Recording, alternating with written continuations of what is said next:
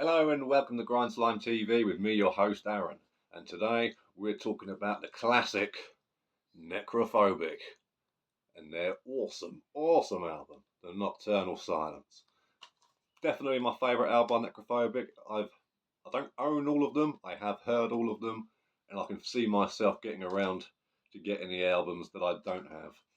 But this one, after all these years, from 1993, still worth shouting about. Bloody hell. I've got a book outlet. Yeah, before time. Fucking professional around here, baby. Look at that. He's been here a month and he thinks he's fucking top boy.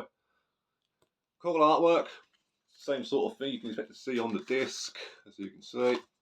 So, gets around. Pretty cool thing there though going on. Old school looking. This was a reissue from 2022. So by the looks of it, you get all of them and you get that, I'm assuming.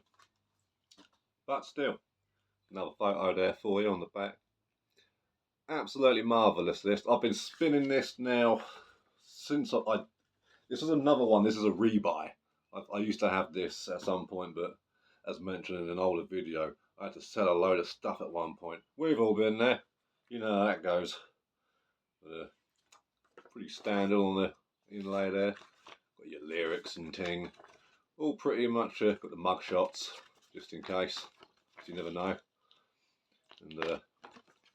And lyrics are pretty much your normal kind of lyrics from that era. You know, Satan's great, God's a knob, all that sort of stuff.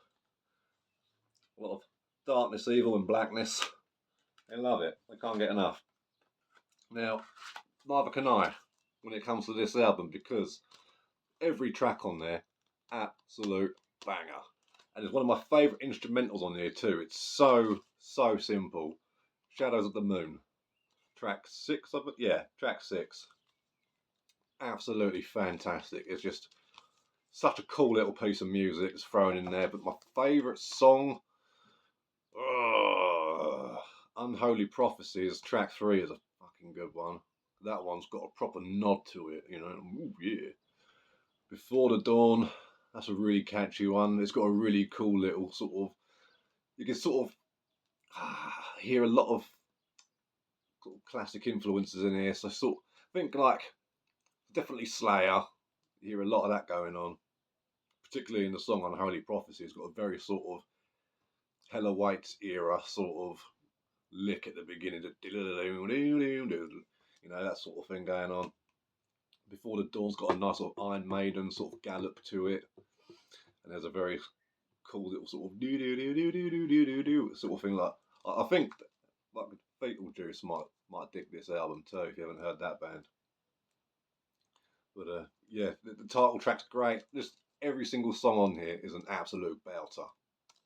Essential checking out stuff when it comes to the old the classics, because a lot of people don't like Necrophobic, and I don't understand it, but you know, it is what it is. It's not heavy, and you know, not overly heavy like somebody, because a lot of the stuff coming out of here, because this is Sweden, you know, so it doesn't sound like your average Swedish band, which I think makes them fucking stand out something wonderfully. And great live too. This is one of the few bands I have actually seen. I caught these guys with Morbid Angel back in 2011, 2012 maybe. Yeah, I was supposed to see him again too, and literally the day before we were leaving to go see him was when we got put into lockdown in 2019. Yeah, no, 2020, early 2020 it was. Yeah, it was these guys with Fen, I believe, who were that sort of proggy Black Death band. Pretty cool, you know. But these were the main ticket for me, at least. But yeah, like I say, 93. So what else was coming around that sort of era? You know, you got like a lot of the sort of bands back then were going sort of death and roll. You know, like Entomb did it, Grave did it, fucking I think Woundbath did it. Pretty much everyone was going that sort of way. But these guys sort of came out and were like, I don't know, it just feels like a really good classic album that sounds like it came out before its time. Like, I think you could. This sounds like it could fit in, I think, with stuff that was coming out in like 89, 90, sort of thing. Now, they got some cool demos as well. They're worth getting hold of. But this is one of those ones where my favourite output is a full length. I mean, by saying that, the EP they put out as well, that was back that sort of time too.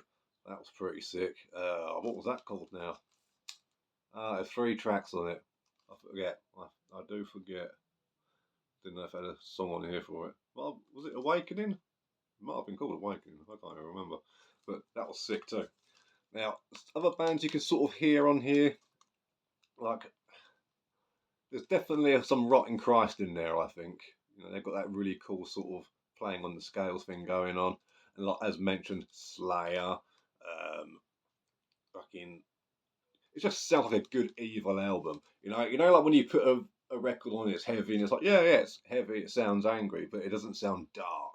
You know, this has got a spooky element to it. You know, it sounds unholy, and I think they're one of the most consistent bands too. Because I mean, people could argue with that. You know, anything's up for debate. Of course it is, but when I listen to their later stuff, I don't sit there thinking, "Oh God, this is a completely different band." You know, they're like Sodom. I think, you know, some releases are a lot better than others, but nothing shit's been put out, in my opinion.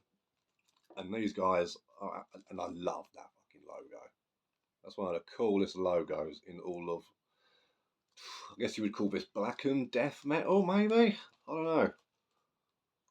I mean, it doesn't sound anything like, you know, your other black and death metal bands that you're all used to today, like your behemoths and whatnot. Nah. It's the good stuff, right? So, Nocturnal Silence, definitely worth wrapping your ears around. It's got cool synths, and not too many either. I know a lot. These are utilised very sparingly. It's not like there's huge leads and pads going everywhere. No close. This here is just pure metal from start to finish, and just it'll fuck you up. That's all I can say. Fucking great album. So get on it, find it. You know what to do when you do. And tell them Aaron sent you, and they'll say, "Who the fuck's Aaron?" And you'll say, "It doesn't matter." Keep it extreme, boys and girls.